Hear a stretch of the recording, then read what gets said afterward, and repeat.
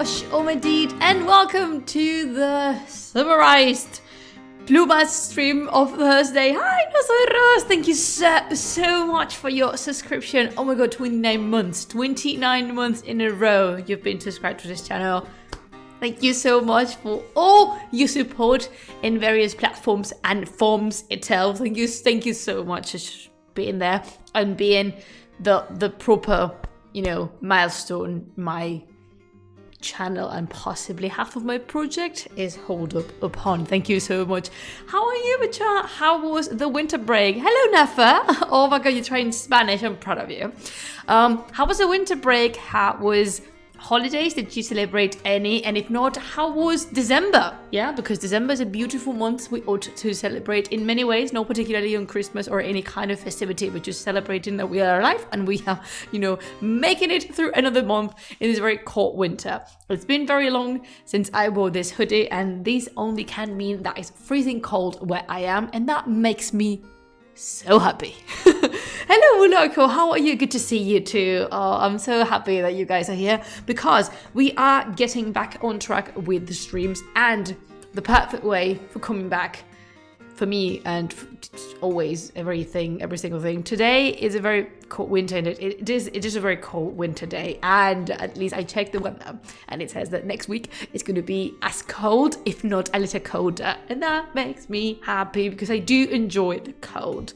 I was saying that for me, the best way to come back and the best way to celebrate absolutely anything in this world that's what celebrating is taking out the Book of Kings and continue our reading, because today at work, because I don't know if I mentioned this, I think I did, but in case you were not aware, I have a full-time job apart from this, and I'm not dedicated to this entirely whatsoever. No, I have a very nice, beautiful job that I really enjoy, and today, as many other days in the past, this was mentioned, and by was mentioned, I meant, I mentioned the Book of Kings, and I was explaining to a co-worker that the best possible way I could describe it or talk about the book is saying this book is my entire life, and it's such an important part of myself. So that's the reason I just, get the ball rolling at every single moment about the Shāh-nāmeh. And today we are finishing a narrative arc that is very important, not because what happened, it is because of what happened, but also because of what leads to, and I don't want to spoil anything, but I was remembering the other day when I did this stream in Spanish, I was actually thinking that when I started reading the Kaikavos' arc and when Kaikavos appeared for the first time, I remember saying that Kaikavos is a character that I very much enjoy or that I very much like. But not necessarily, I didn't express myself properly, possibly because I was being too cautious with non-spoiling the story for you. But I was not really being honest in the sense that I enjoy that Kaikavos is on the scene, because that means everything's going to go downhill and the road ahead is going to be bumpy, narrative-wise. So it's fun for me that Kaikavos is around, and it's not that we're going to finish with his kingdom, because Kaikavos is going to stay around for a little bit more, but we are going to finish part of his story and a series of events that are going to lead to possibly one of the most depicted and famous excerpts or chapters or arcs from the Shāh-nāmeh. I'm not gonna get ahead of myself. I'm really happy to be here with all of you, and I want to show you something. It's do you remember the skull glass? So this is not the skull glass like the original one. Again, if you don't know this, I was in Iran for a solid time, and there I acquired a glass like this one with a skull like this one. Unfortunately, that glass broke down in the process of moving houses, and I was sad, but I kind of I made up my mind with the loss. But this winter break, someone that loves me dearly got me this, and this means the skull glass is back. Also, another person that loves me dearly got me something Wait, I don't know if I can actually show you. I think I can, but I need to be very careful not spilling anything, and mostly not spilling it on top of myself. Not on top of the computer, but please not on top of myself, because it's scalding water straight from the teapot. So there you go. Is this little device, platform, resting place of it's made of ceramics, and you put a candle underneath, and the tea is maintained warm for quite a long time, if I must say so. I'm very impressed with this katiwate. Like, I'm truly impressed.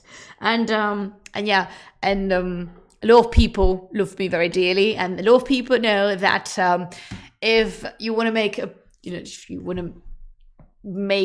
if you want to really hit the nail on the head with me, present-wise, something connected to tea. And that's as much as I'm going to do and say about myself. Oh, hello, Nana. I just hope that everyone's very well comfy, because today is a beautiful evening for a reading session. So I, cozy up with a little blanket, with a drink if you like. A glass of water is fine. Doesn't need to be any kind of water drink. And if you're ready and comfortable, we're going to start reading. Little bit of a sum up in here. I'm not gonna, I'm not gonna explain everything, or I'm not gonna tell everything, but just a bit of a recap. I'm pretty sure you'll remember Kai Kavus. So Kai Kavus is a king that has not managed to gather up a sensible thought since the very first day he sat his royal bum on the throne. He's gone through some stuff, and the last thing he got himself into was being imprisoned again by the king of Hamaveran. He went on tour, not the smartest on his classroom, definitely not. He's not the sharpest knife in the drawer, definitely not. And he's the king of kings. Anyway, so he kind of toured his kingdom after being released from the captivity that Pete held him on. If you see me touching the hoodie a lot, just because I just enjoy it. I'm very, I'm fidgety. You've been with me for almost 3 years. I am fidgety. So yeah, he went on tour, and he was visiting different territories. And then he stopped at Hamaveran down south, and he fell in love and married Shāh-nāmeh, which is the daughter of the king of Hamaveran. And then Hamaveran, this king was not really that up to it, and he just conducted a coup against Kai Kavus, alongside with the kingdom of Barbary and the kingdom of Syria. And of course, the thing ended up with Kai Kavus imprisoned. Shāh-nāmeh was imprisoned as well. And whenever, if you want to recap all the previous chapters, thank you so much, Ross. You're the best. So what happened was that when news reached Turan, because yes, Turan is here, and here to say, unfortunately, when news reached Turan that Kai Kavus was imprisoned again, and that the throne of the King of Kings was empty, of course, everyone took his opportunity, and so along came Afrasiab. You may remember Afrasiab. I refer quite often to him as the psychopath, because he is. So he's now kind of conquering the rest of Iran as Kai Kavus is in prison. But Kai Kavus has an ace under the sleeve, not intentionally, absolutely not, but Rostam is around. And once more, Rostam rode into battle to save his king. Because I've mentioned this. My relationship with Rostam is complicated. It's not the best one. Yeah, kind of a roller coaster thingy. Ups, downs, valleys, peaks, a lot of... I do not completely hate him, but definitely he's not my cup of tea. Absolutely not. Not classic archetypical heroes are normally not my thing. But something, in all fairness, Rostam is a good character in the sense that he embodies quite well a quality that is highly deemed in ancient Iran, which is humility. You know, he's humble and he's not ambitious at all. He doesn't take this moment where Kaikabas is in prison to try and grasp the throne of King of Kings. He doesn't want to be King of Kings. He wants to serve his king because that's his role. He understands his part on God's plan, so to say, that he knows, he's very much aware that even though he refers to himself as the champion of champions and the best on their land and so, he's boastful about himself, yet he is humble in the sense that he understands perfectly his place and the role he has to fulfill, and he does not seek further. Definitely not. So, yeah, good for him. Basically, Rostam wrote a letter to the king of Hamabaran saying, you got my king, you betrayed my king, and that's going to cost you. And the king of Hamabaran replied a little bit cocky, if I might say that word, saying, I do not fear you whatsoever. If you want your king, come and try retrieve it from me. And Rostam was like, aha, just, hold my choi. Me and my horse are coming. So, the three kings, the king of Hamabaran, the king of Syria, and the king of Barbary, gathered together an army and they marched to confront Rostam that's coming with an army as well. And I think it read... I think I read this part to you. Yeah, I got the same question. Hold my chai. Definitely he said that. I mean, Rostam, he drinks alcohol, but not that much. I think his dad, his father does drink a little bit more alcohol than he does. Rostam is too busy killing people. Doesn't have time to drink anything, not even water. You should drink water, please. Please stay hydrated. So let's start with the live reading. The next day, the armies were drawn up in battle order. On the side of Hamabaran, there were 100 war elephants. Behind them were countless jousting banners, red, yellow, and purple. And the army stretched for 2 miles. When Rostam saw their lines, he said to his men, you see their mounts. You see their mounts' necks and manes, but keep your eyes on the point of their lances. Though they are 100,000 and we are but 100 horsemen, it is not great numbers that will win this battle. Ferdowsi enjoys, as many historians, poets, writers, and composers through history, enlarging the enemy's numbers and, shortening the allies and the good guys' numbers. So a handful of 100 horsemen before 100,000 riders. I don't think that was the case at all, but we're going to continue reading.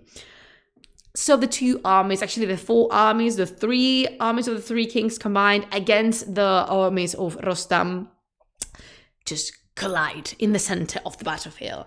Spears and arrows glittered in the air. The earth swam with blood like a wine vat. So many lances thronged the sky, it seemed a bed of close-packed reeds. I love that sentence. The Shāh-nāmeh can evoke very intense images, and I think this is one of them.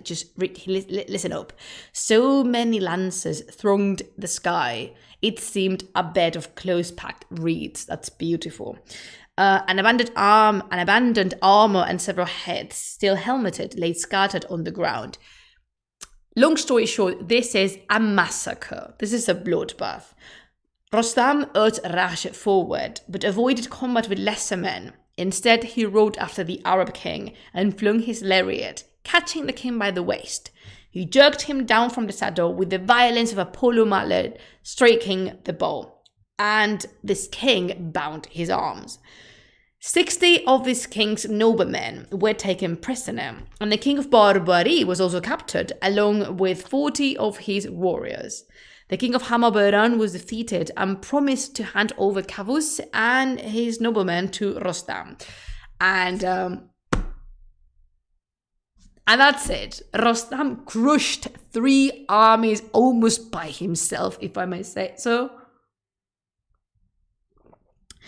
And Kavus, alongside many of the generals and noblemen and Iranian heroes, were released from the fortress prison, and Rostam delivered to the Persian treasury the arms of the three countries, the treasure of the three kings, their pavilions, hosts, crowns and thrones, and whatever other things of value he saw. So not only Rostam has once more and once again saved Kai Kavus's life and kingdom, let's not forget that Rostam is saving the kingdom, saving the world practically by himself. And he is also presenting his king with all these gifts he has gathered from the armies and from the treasures of the other kingdoms. So again, giving more to the king, making the king even richer than he already was. Then Kavus had brought before him a gold caparisoned palfrey, on which was a golden litter. The frame was of aloe wood, studded with jewels, and its couch was of Rumi brocade, worked with turquoise and rubies on a jet black ground. Hey Plumas, I'm back. Went offline for a while. I moved to Arizona. Oh my god, Captain Rabbit, you are back. How was it moving? Was it like, I know moving can be complicated. Was it as smooth as expected? Are you all settled up now? And Bacha, you certainly don't know Captain Rabbit, but this person has been around since the very, very beginning. You know that we have a Discord server now, Captain Rabbit. Would you care to join us? Anyone can join the Discord server. Ross, is it possible that you remember Captain Rabbit? Like, let's hope, because I think you do. For Arizona, definitely. Let's just have a toast for lovely Arizona. Never been there, but I've heard it's lovely. Cheers for lovely Arizona. So yeah, as I was saying, we have a Discord server, and would you care to join? Ask me, and I'll deliver the link, or maybe also Ross can do that. I don't know if you can do that, but possibly. I have no idea. If you want to join, just let me know.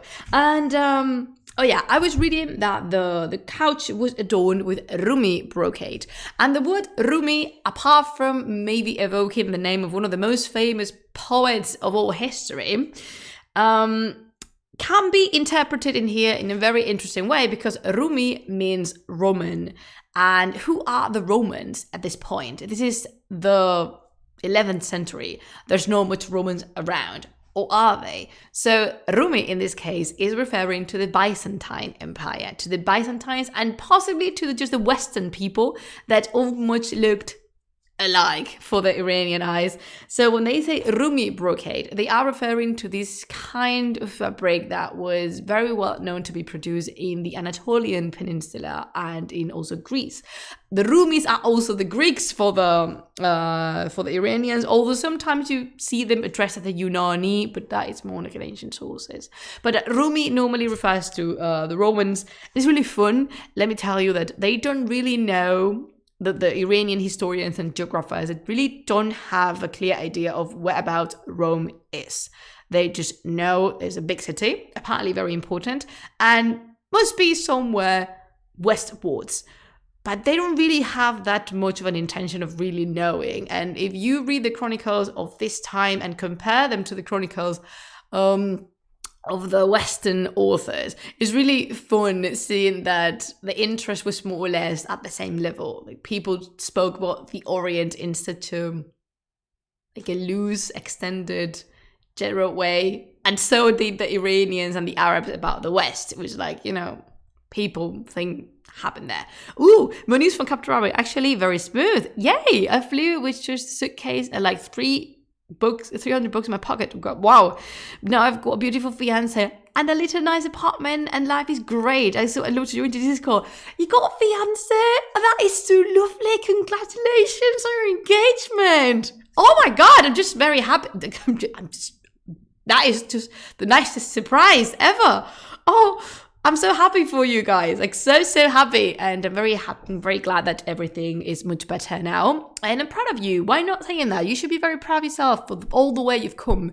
And I'm gonna share the Discord server this instant, and here, there you go, boom. Oh my god, I'm genuinely very happy.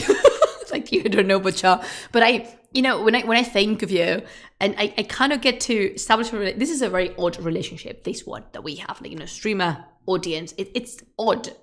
There was nothing like this before. Before Twitch, that means hello Serapis, how are you? And but I do get to sort of know you, and I know the ones that come, I know the ones that chat a little bit more, the chattier ones, but also the quieter ones, and I get attached. I grow fond of you in the sense that you accompany me, and this is the reason this is happening, because if not, I'm good. I'm very good. I'm drinking the tea and reading the Book of Kings, so, paradise. And I got my skull glass again, and that makes me very happy as well.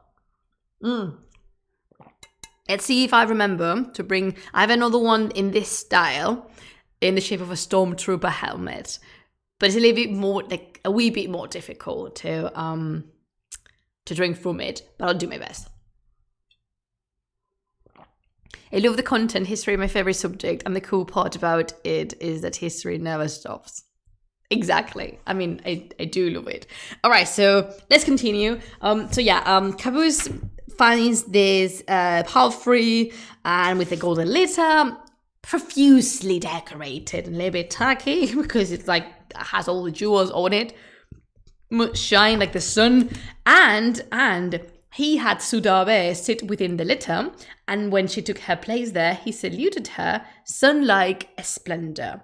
He led his army out of the city to their camp, and omitted by the forces of Egypt, Barbary, and Hammurabi, the number of his forces now exceeded 300,000. So basically, his new army consists of the soldiers from the defeated empires, which is something very fun. And, rebellion crushed. Congratulations, you succeeded. And then Rostam informed the king Kavuz that Afrasiab was making new incursions into Iran, and Kavuz sent the Turanian leader a letter. And he said, "Leave the land of Iran. Repent of your overreaching pride. I hear nothing but talk of you and your depredations. Turan is your homeland, and you rejoice in its wealth, but blindly you turn always to evil. You want for nothing. Do not then strive for excess. Such longings will bring you only pain and endless sorrow. Accept your subordinate status, and so save your skin. You know well enough that Iran is my land, and that the world trembles before my mind." I mean, you just got yourself released and saved again by Rostam, so maybe you want to calm down, just take it down a notch, Kavuz. No matter how brave a leopard may be, it dare not confront the lion's claws. So possibly because he's made it out alive, Kavuz has been a little bit boastful. He has learned the lesson. Definitely not. Definitely not. Hello, Ansho. Hi, good to see you. Definitely not. He's not learned the lesson, like, whatsoever. He's just full of himself. Anyway, when this message reaches Afrasiab, his mind was filled with hatred, his heart with rage. He sent his answer. What was that? So he basically said, "You've got no room to talk, shut up, kid." Kind of in the sense that Kavuz has been very recently released from his captivity again.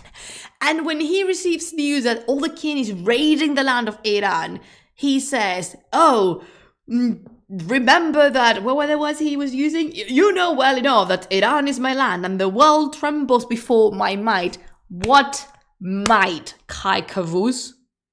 The amazing superpower of being charred up in chains and being rescued. I was trying to find the word in Spanish in my head, but I cannot come up with the English word.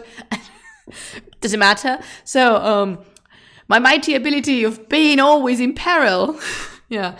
Someone has to be the best at that too. Possibly. And Kaikavus definitely is. Oh my dear lord. Anyway. So yeah. And Afrasiab sends his answer. And he says, such idle talk can come only from one who is low-minded. If Iran is your country, as you claim, why did you long to conquer Mazandaran? Hear then the truth. Iran is mine for two reasons. First, that I am descended from the son of Fereydun, which is actually very true. We're going to talk about this in a very second. And second, that I have overcome its inhabitants by the force of my sword. My sword will lop the summits from the mountains and bring down eagles from the dark clouds. My banners are unfurled, and I have come prepared for war. As much as it hurts saying this, Afrasiab has not one, but 2 points. He's basically correct. Afrasiab, if you remember where he came from, Afrasiab is a descendant from Tur, which was Fereydun's son, and that makes him bloodline more connected to the throne than Kaikavus, damn boy number 2. Oh yes, be cursed boy number 2.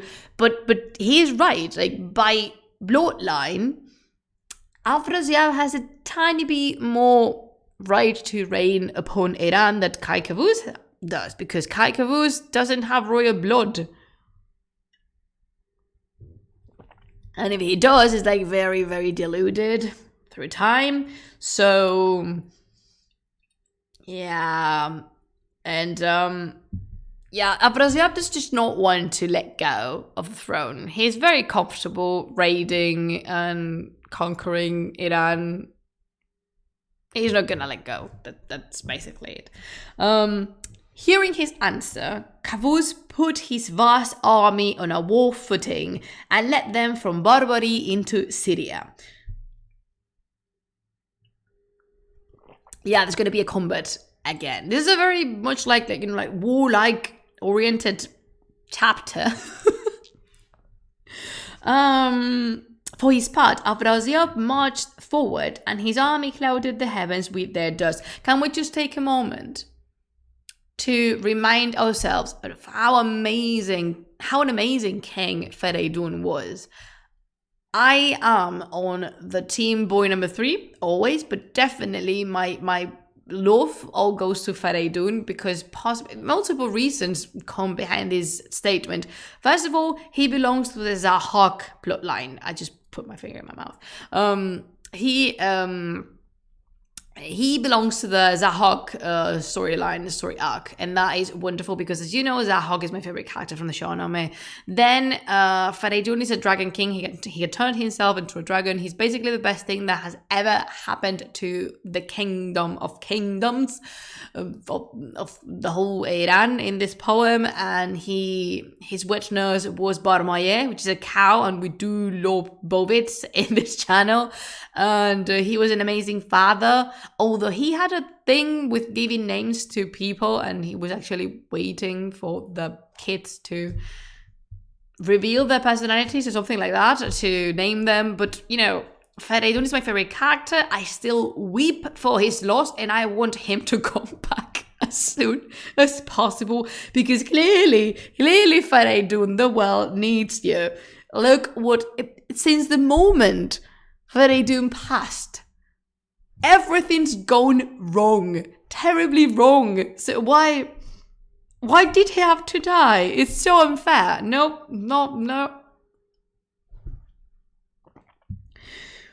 So the two armies confront. The world was deafened by the blare of trumpets and the din of drums. The land was overspread with iron armor.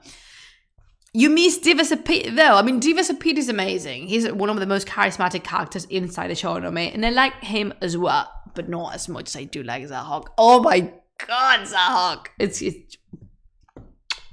chef's kiss. Zahak, to me, is chef's kiss. Definitely. I think I might be one of the very few people like in the world that like Zahok. My Iranian friends actually are very surprised when I say that. To all my Iranian friends, especially to one of you, you know who you are. خیلی دوست دارم. The wall was heaven, but the land was overspread with iron armor. The air was blackened with thick dust. In the shock of battle, Afrasiab's fortunes declined. 2 sections of the army of Turan were slain, and when he saw this, Afrasiab's mind turned like fermenting wine that bubbles without fire beneath it. He cried out, "O my brave warriors, best of my troops, lions of Turan, it is for such a day that I have trained and nourished you. Throw your heart into the battle and drive back Kavus. With lances and swords fall on the Iranian troops. Capture the lion-hearted Rostam, noose his head and haul him from his mount. Don't you dare touch Rax. Don't you dare touch Rax, que te meto con la chancla. Don't you dare. I shall give my own daughter to whoever subdues Rostam. I shall exalt his glory higher than the moon's sphere." Nice speech. Congratulations. You can go sit down now, Afrasiab. When they heard him, though, the Turanians attacked with renewed forces. But, alas, all the efforts were in vain, and Afrasiab fell back toward Turan, heartsick, and with 2 parts of his army destroyed. Seeking sweetness and pleasure from the world, he had found only bitter poison. And that's it. Geez, way to be a good father, just giving away your daughter. You know, I was thinking that too. Like, how we ask the daughter if she wants to be married to whoever that can bring down Rostam, how much of a brute and a beast that person must have been. Oh my God.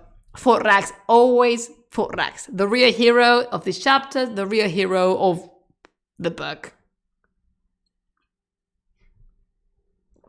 Cheers to Rax. Always and forever.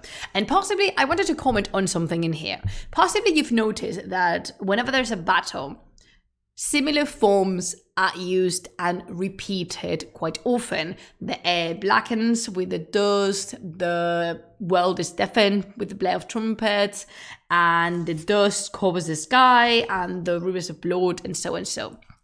I want to remind you of something, and I want us to remember something about the Shāh-nāmeh, and that the Shāh-nāmeh was never meant to be read in silence. It was meant to be read aloud, like I'm doing now with you, or recited and reenacted.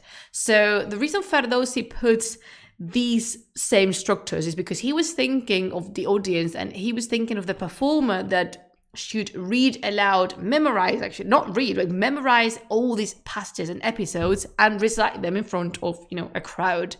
And when you're describing battles, on the one hand, this is very graphic and kind of gathers very well what the ambience and the atmosphere of a battle felt like.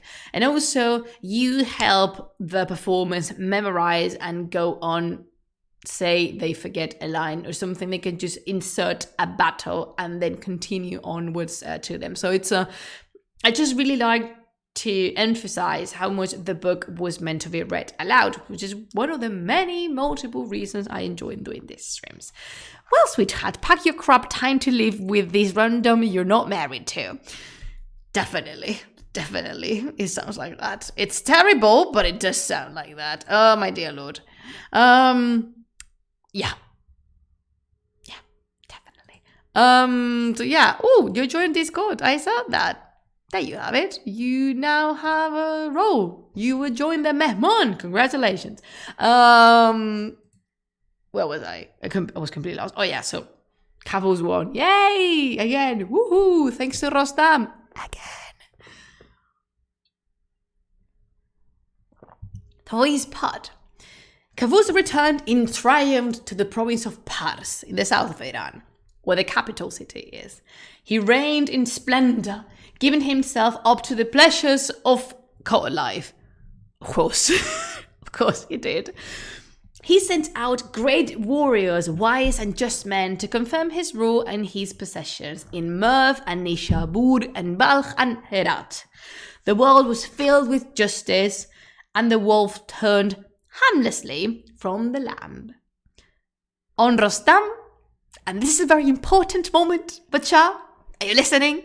On Rostam, Kai Kavus bestowed the title of Champion of all world. Rostam is now a Pahlaban. Pahlabane Jahan.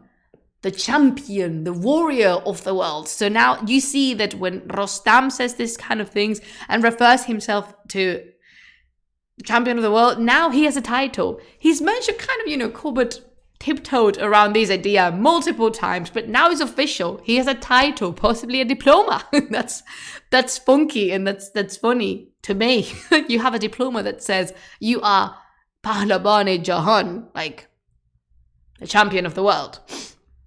I don't think I said Pahlaban Jahan when I read this in Spanish, but now you know. And, they enjoy themselves. Well deserved, Rostam. You are not my favorite, but you are effective without doubt. No, definitely. He has few jobs and he knows how to do them. Sometimes in questionable ways, or at least in ways that I would not advise anyone to perform or pursue. But truth to be told, he gets a job done, and for that he should be valued. At least that's what I think.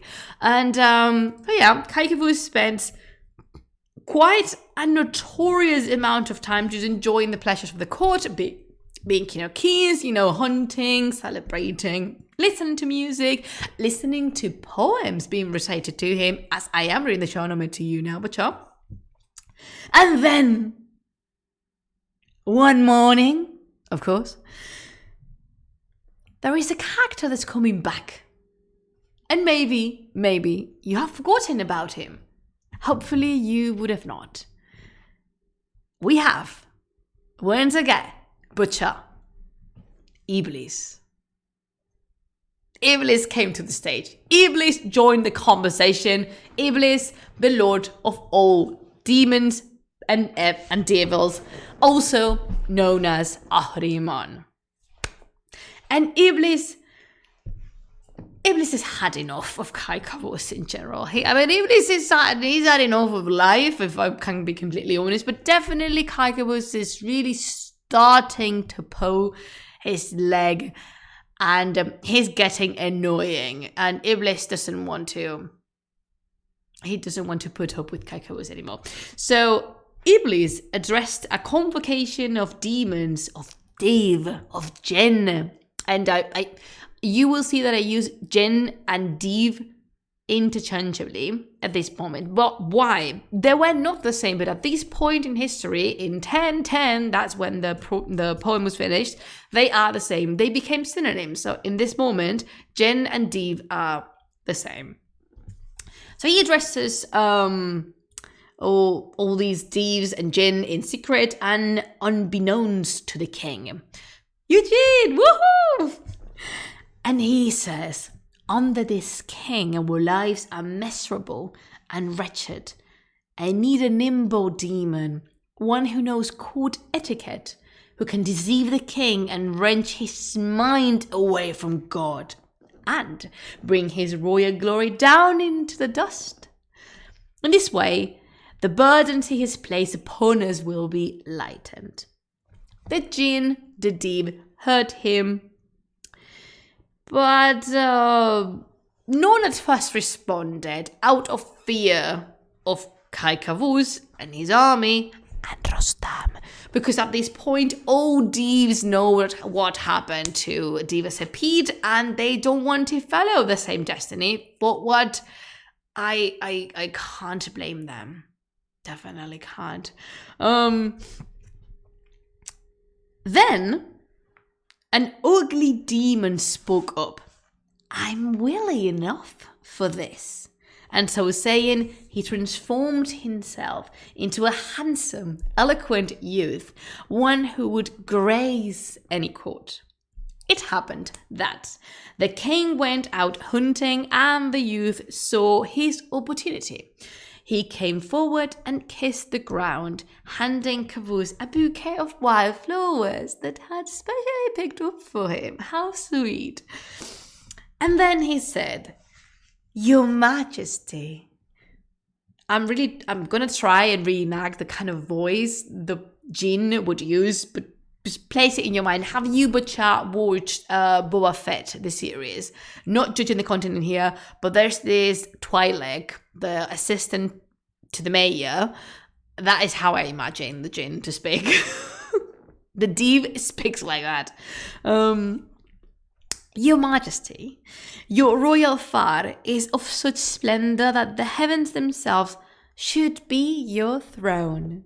The surface of the earth is yours to command. You are the shepherd, and the world's nobles are your flock. There is but one thing remaining to you, and when this is accomplished, your glory will never fade.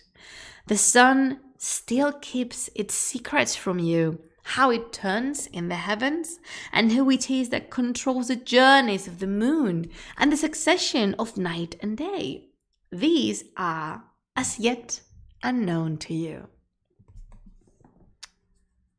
Okay, so if we know something about Kai Kavuz, is that unlike Rostam, he's not this bit of humble.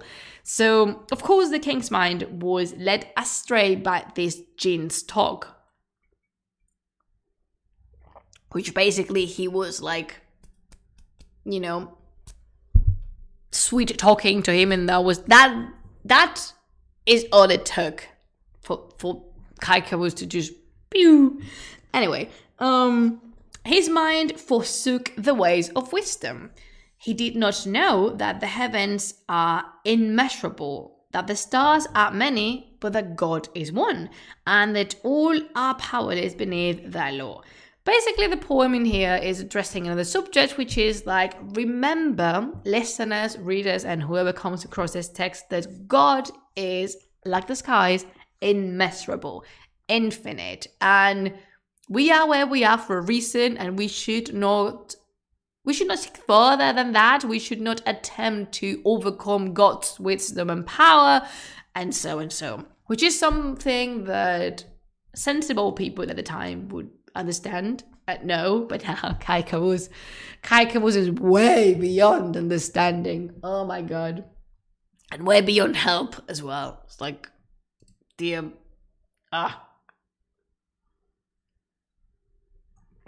Anyway, I'm not gonna judge. Anyway, I can see you joined. I'm gonna give you a roll. Okay, there we go. All right, so the king was troubled in his mind, wondering how he could fly into the heavens without wings. I think he at least. All right, let's just try and unpack Kavuz's thought process in here.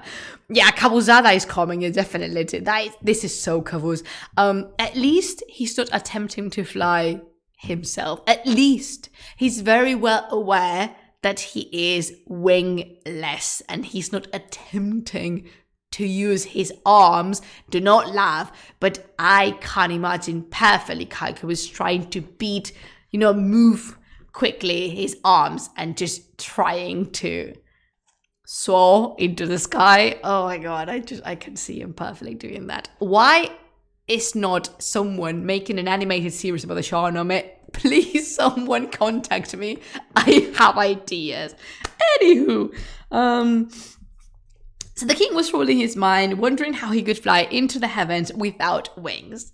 Lovely, delightful, tasteful. He asked, he asked learned men how far it was from the earth to the heavens. He consulted astronomers and set his mind on a foolish enterprise. He's really asking the distance between the surface of the earth to, quote unquote, the heavens. Cheers to that. Please contact Plumas. Please do contact me. I have ideas, like a lot. Thank you, Nefer. He gave orders. All right, so I'm going to I'm going to attempt to read this passage in a row. And I want you to listen very carefully to this man's plan. This is not a joke. Like, Kavuz is doing this seriously. He gave orders that men were to go at night and rob eagles' nests of their young. These squabs were to be placed in houses in pairs and reared on fowl and occasional lamb's meat. When the eagles had grown as strong as lions and were each able to subdue a mountain goat, Kaikavuz had a throne constructed of wood and gold, and at each corner he had a lance attached. From the lances he suspended lamb's meat. Next, he bound 4 eagles tightly to the structure. Then Kaikavuz sat on the throne, his mind deceived by the wiles of Iblis. When the eagles grew hungry, they flew up toward the suspended meat, and the throne was lifted above the ground, rising up from the level plain into the clouds.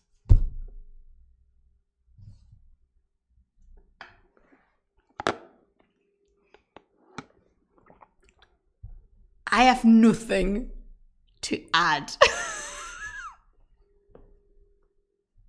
Like, I don't have a comment to make. I cannot.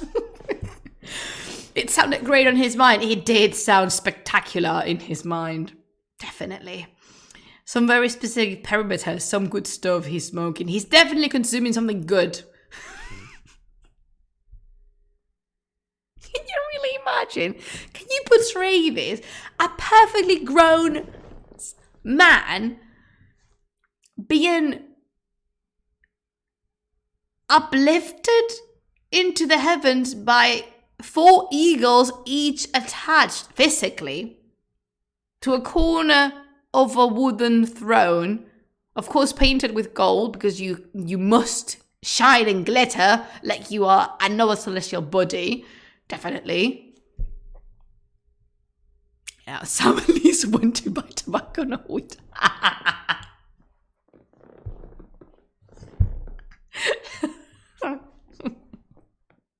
Amazing. Chef's kiss.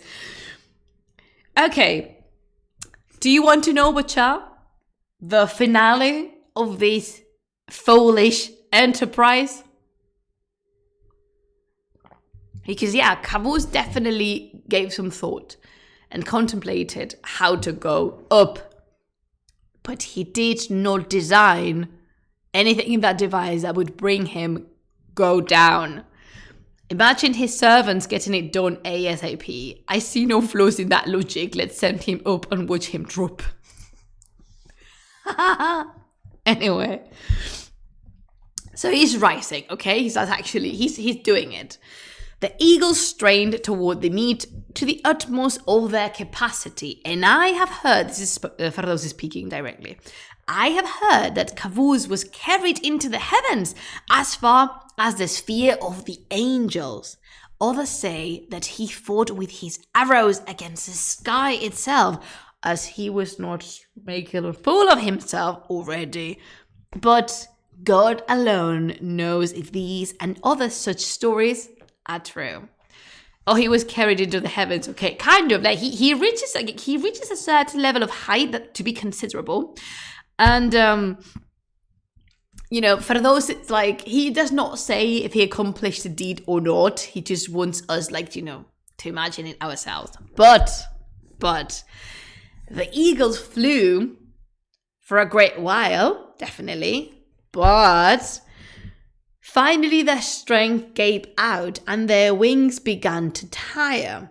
They tumbled down from the dark clouds, and the king's throne plummeted towards the ground. Like, the eagles just gave up.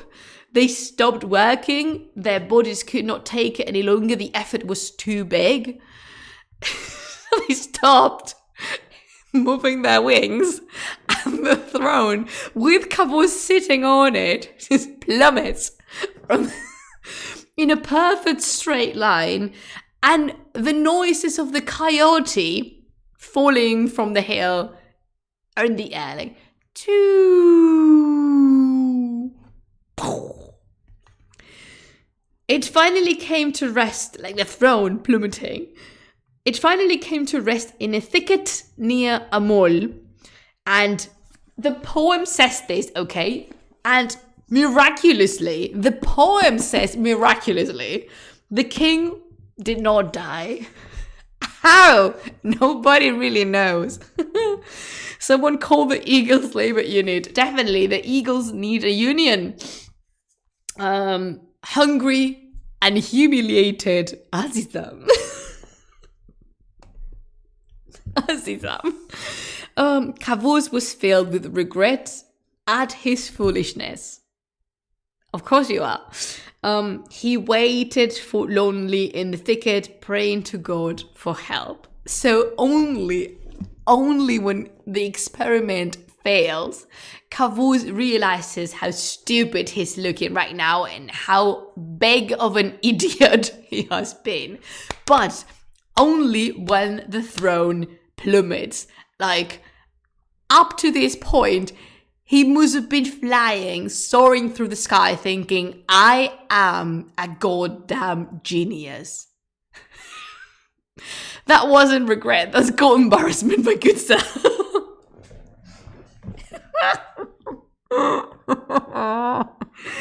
And I wanted to know if this episode sounds familiar to any of you, because this is not the first time we read about a king soaring through the sky, lifted in a throne, sitting and rising like the new sun. Jamshid already did this, and he was punished because of his hubris. He was punished for his insolence and his pride. The difference is that Jamshid was, Kai Kavuz does not reach the level of awesomeness that Jamshid had. Truthfully, Jamshid is not one of my favorites either, but he was such a powerful king, and he was not lifted by bloody eagles. He made the jinn and the angel grasp the throne and lifted and just paraded through the sky. That's impressive, because Jamshid had bloody superpowers. Jamshid was amazing, incredibly proud and boastful, but he did this. He wanted to look like the new sun of the new day, and that is the explanation in the Book of Kings for the Nowruz celebration. Was that Ross? I imagine the eagle staring at him saying, now it isn't a good idea. Now. Oh my god, when you that in a series, like, now you're realizing how stupidly you made us look, because the eagles also like. So yeah, Jamshid, this is a comparison with Jamshid, and that provoked as well the fall of Jamshid, because he was too proud and he wanted to overcome God's wisdom and power. And the poem reminds us that is never a wise option. How did I pronounce that? A wise option. Continuing on, Kavuz is basically stranded in a mall, just there, in the mountain. And while he was... If I laugh, it's because I found this is a very comical passage, okay? I laugh because I enjoy it. While he was begging forgiveness for his sins, the army, led by Rostam, again. You're close. You're very close, Captain Rabbit. The army was searching for some trace of him. Rostam, alongside other heroes and other people, received news of his whereabouts and set off with a band of soldiers to rescue him. And as they are going, there's a character which I very much respect. His name is Gudars. And Gudars calls Rostam aside a little bit and wants to chat privately as they are marching towards Amol to retrieve Kaikavuz, which, may I remind you, is the King of Kings and the governor of all these souls. And Gudarz says to Rostam, "Since I was weaned of mother's milk, I've known the way of kings and served the royal throne. I've seen the world's great monarchs and their glory, but never have I heard so mad a story as these we hear now of Kavus. This fool who's so unwise, he's hardly fit to rule." But Gudarz is flaming angry, like incredibly mad, because this is not the first one that Kavuz does. In Spanish, we call them cabuzadas in the sense of the things that Kavuz does. And when they reach Kaikavuz and help him down the thicket, and when he's perfectly safe and back in the ground, Gudarz furiously approaches him, and possibly he does not grab him by the clothes or anything because he's still the King of Kings, but he does not restrain himself either, and he says, "A hospital is where you need to be. Forget your palaces and sovereignty. You throw away your power. You don't discuss your plans and foolish fantasies with us." Let me just pause for a moment, because when he does, he ignores the advice he's given. Let us remind ourselves that Kavuz has, taken down advice from many people throughout his life. He's not the one to be advised. He does not want advice. He just wants people to say yes to absolutely every single mad, stupid plan he comes up with. I bet he didn't consult anyone about building a throne and had it lifted by eagles. I know. Gudarz continues, 3 times disaster struck you down, but still you haven't learned to curb your headstrong will. 3 times. First you attacked Mazandaran, and their captivity reduced you to despair. Then, trusting to your enemies, you gave your heart away and so became the slave. This is referring to the king of Mazandaran. And so now, your latest folly is to try your strength against the ever-turning sky. Basically, Gudarz wants to say, have you lost your damn mind? And I really like the introductory sentence saying, a hospital is where you belong, not the throne of the King of Kings. Please, someone take this man to a proper institution, because clearly all the lights are not on upstairs, if you know what I mean. Jesus, like the foreman on the shop yard I worked at. Oh no. And Kaikavuz is shamefaced and humble, and he replies, "All that you say is true and just." There's nothing he can say for himself. What on earth is he going to say for himself? If he dares to reply, Gudarz is just gonna smack him. So, Kaikavuz is placed in his litter, and on his journey home, humiliation and regret were his companions. And shame, like a lot of shame. Shame. Shame on you. Ooh, I'm thinking of the Family Guy gag with that song. When he's dressed up as, I don't know who exactly, but is it when they're parading Cersei in Game of Thrones? That parody.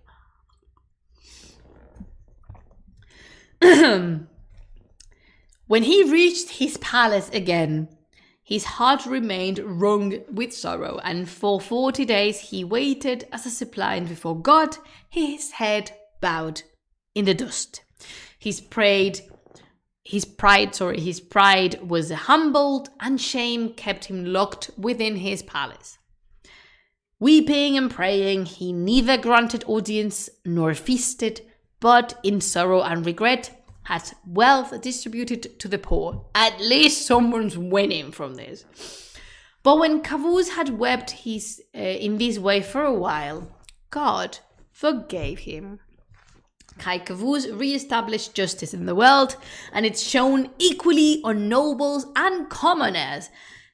Justice made the world as rich and splendid as fine brocade, and over all the king presided, majestic and magnificent. And this means we are finished with the narrative arc, and this is as far as we are going today. Oh my god, we are just at the doorstep of one of the most beautiful and intense, if I dare say so myself, moments of the Shāh-nāmeh. For the next reading, please, Bacha, bring tissues. Because yes, our heart is in the way to be destroyed completely. Again. So now he's a crackpot that tried to fly into the heavens, and his people think he's a few French fries short of a Happy Meal. I love that expression. Is that something you say in Arizona? A few French I actually love that. You need to teach me all those idioms. You see, my English is only growing and growing. This is all because of you. And that makes me very happy, because sometimes I just turn on the camera and start recording, and I think I have the crappiest English in the entirety surface of the earth. You know, I do still blame myself for not being a native speaker. He's a few French fries away. Short of a Happy Meal. I love that. I'm gonna start using that. No, your English is pretty good. Thank you so much. It is, if I must say so, I can't communicate, read, and comprehend almost everything perfectly in another language. So yeah, I'm quite happy about that. So, oh my god, Kai Kavuz, why? Hello, Aula Pública. Oh my god, what a lovely surprise. I wish I had more time to spend in this wonderful channel. You're good. It is lovely. You are more than welcome to, just hang out with us and to join our live streams, either in Spanish and English. Yeah, you definitely should come more often. My community is the best community ever, and that is not a streamer speaking. These are facts. Kai Kavuz is an absolute idiot, and my community is the best one. Factual. Facts. Anyway, this is as far as we're gonna go. But I am curious now, because like Godard, you possibly remember and have enlisted in your head all the cabuzadas and stupidities Kai Kavuz had performed. And I want to tell you which one, not to tell you, I want to ask you and then tell you mine, which one was your favorite? We have the absolutely stupid invasion of Mazandaran that ended up with Divasipid imprisoning and blinding Kai Kavuz for eternity. Then we have the, drinking your heart away and believing that your enemies were actually your friends and being captured again and imprisoned by them, and had Rostam to come all the way to save you. And finally, we have the let's be brighter than the sun itself and fly up to the sky in a throne lifted by eagles that I have previously stolen from their nests.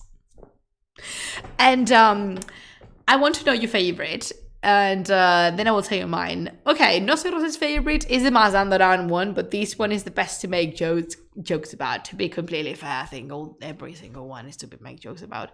Damn, drinking your heart away and believing your enemies are your friends. Story of my life. Oh no!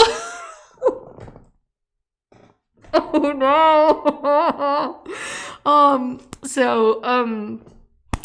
Is that one your favorite? I think my favorite, I need to be on No Soy Rosa's team once more, because my favorite one is the Mazandaran, because of how stupid everything is and how far the consequences of bad choices go. He's imprisoned, he's blinded, a lot of people die. He causes a major war between humans and thieves, which wasn't necessary because up to this point everything was good with Mazandaran. There were no major problems between humans and the supernatural kingdom. Absolutely not. But Kaikavus was like, hey, do you know what would be like super fun? Lol, let's invade Mazandaran. And then when every single person says you shouldn't do that, he's like, haha, shouldn't I hold my choi? I'm gonna invade Mazandaran. Yeah, you're gonna get your bum imprisoned and blinded. Thank you so much. Again, very well off now. I make jokes now. I'm super great and I have to leave the stream now, but it was great helping for the stream again. Oh my god, it was so good to see you, and I will see you soon, hopefully. And yeah, just pop in the Discord server whenever you'd like. But yeah, my favorite is the Mazandaran one. Yeah, that's just, to me, is a cherry on top. It's like the frosting on top of a cake. So just... How stupid, Kaikavus, how stupid can you be? How many times can you mess up in only one kingship? Yes. Es que es idiota. Es que es tontísimo.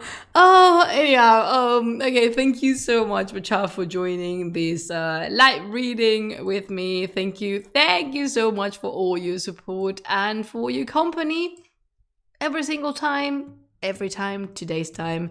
And yeah, thank you for coming along. And sorry. And yeah, tune in next week in Spanish to speak about a topic that my patrons have voted for, and I am very excited to bring because it's a lovely topic. I was looking forward to speaking about this because it's been a while. I'm only giving you a hint, but it's been a while since the last time we spoke about ancient history in this channel, and it's about damn time. Okay, so thank you so much for your company. If you want to know what's this behind the scenes and what this Patreon thing, yeah, you can support me and help the project continue by joining our Patreon. And maybe there's a tier for you. My tier, Murshid Anajdat, can vote for the content. We talk about art quite a lot, and we share books and articles and stuff. So yeah, consider joining because it's lovely. And if not, you can always join the Discord server where my community is at. And yeah, I hope, Bacha, you have the loveliest weekend possible. And I will see you, if you are my English audience, in 2 weeks. And if not, I will see you next week. And if not, I will see you whenever you want to come and say hi. I will say salam. And thank you so much. No sé, Ros. That was a very Spanish way of saying much. But have the loveliest weekend, take care of yourselves, hydrate yourself, and remember to create, explore, and have fun. Until we see each other next time, I bid you Khodafis. It's not working, the buy command. Ah, I'm bored. I'm bored of Streamlabs, I swear. Anyway, thanks again. Thanks to you, Uloko. Thanks for accompanying me. And yeah, now I am tuning out. Khodafis!